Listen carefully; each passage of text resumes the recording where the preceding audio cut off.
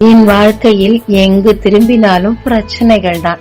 பிறகு நான் எப்படி சந்தோஷமாய் இருப்பது என்று கேள்வியோடு இருக்கும் ஆத்மாவே, இன்று கர்த்தர் உங்களுக்கு சொல்லுவது பிலிப்பியர் 4:4.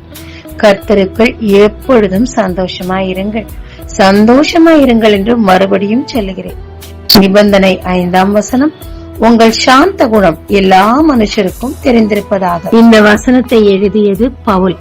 இதை எழுத தகுதியுள்ளவரும் பவுல் தான். ஏனென்றால் சிறைச்சாலையில் பவுல் அடிக்கப்பட்டு நொறுக்கப்பட்டு காயங்களோடு கிடந்த போது வலியின் மிகுதியில் துடிக்கவில்லை. ஏன் என்னை அடிக்கிறீர்கள் என்று கேட்கவில்லை. மாறாக கர்த்தருக்குள் மகிழ்ந்து சந்தோஷமாய் ஆடி பாடி துதித்துக் கொண்டிருந்தார்கள், கட்டுகள் காயங்கள் மத்தியில். இதை கண்ட சுற்றி இருப்பவர்களும் ஆச்சரியப்பட்டார்கள்.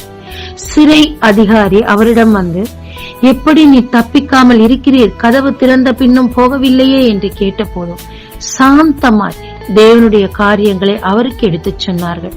விளைவு, சிறையில் இருந்தோர்கள் அவன் குடும்பம் ரட்சிக்கப்பட்டு ஞானஸ்தானம் எடுத்தார்கள். பவுல் தான் சொல்லுகிறார், இப்போது படும் பாடு இனி வரும் மகிமைக்கு ஒப்பானது அல்ல. பின்னானவை மறந்து முன்னானவைகளை நோக்கி நான் போய்கொண்டிருக்கிறேன். இந்த உலகத்தின் மேன்மையை குப்பை என்று எண்ணுகிறேன் என்று சொன்னார். ஏனென்றால் வரப்போகும் மகிமையின் சந்தோஷம் எவ்வளவு என்று அவர் அறிந்ததினார் இந்த உலகத்தில் பாடுகள் மத்தியிலும் மகிழ்ச்சியாய் இருந்தார்.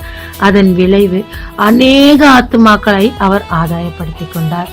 பிரதான அப்போஸ்தலனாகவும் மாறினார். அநேக நேரத்துல நமக்கு ஏற்பட்டிருக்கிற அவமானம், நிந்தை, அவச்சொல், கஷ்டம், நஷ்டம், கடன், இதை நினைத்து நினைத்து அழுது புலம்பி மற்றவர்களிடமும் புலம்பிக் கொண்டிருப்போம். அதனால் பிரயோஜனம் தான் என்ன? அதை விட்டுட்டு இதுவரை கர்த்தர் நமக்கு செய்த நன்மைகளை நினைத்து துதித்து அவர் வாக்குத்தத்தங்களை நம்பி துதிக்கும் போது தேவன் உங்களுடைய புலம்பலை ஆனந்த களிப்பாய் மாற்றுவாங்க.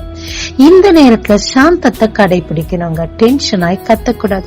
கர்த்தர் சொல்லுகிறார், நான் சாந்தமும் மனத்தாழ்மையுமாய் இருக்கிறேன், கற்றுக்கொள்ளுங்கள் என்று சொல்லி சாந்தமான பதிலோடு தேவனுக்கு துதியோடு சந்தோஷத்தோடு காத்திருக்கும் போது அத்திமரம் துளிர் விடாமல் போனாலும் ஆட்டு மந்தை முதலற்று போனாலும் கர்த்தருக்குள் மகிழ்ச்சியா இருக்க முடியுங்க. தேவனும் மகிழ்ந்து உங்களுக்கு ஆசீர்வாதங்களை கொண்டு வருவாருங்க. ஜெபிக்கலாமாங்க. கர்த்தருக்குள் மகிழ்ச்சியா இருப்பது உங்கள் பலன் என்று சொன்னீரே.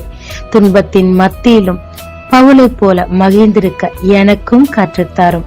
என்னுடைய நஷ்டத்தை உம் சமூகத்தில் லாபமாய் மாற்றிக்கொள்ள கிருபைத்தாரும். இயேசு மூலம் பிதாவே, ஆமென். இயேசு கிறிஸ்துவின் நாமத்தில் இந்த நாளில் உங்களை ஆசீர்வதிக்கும் ஜீசஸ் விஷன்.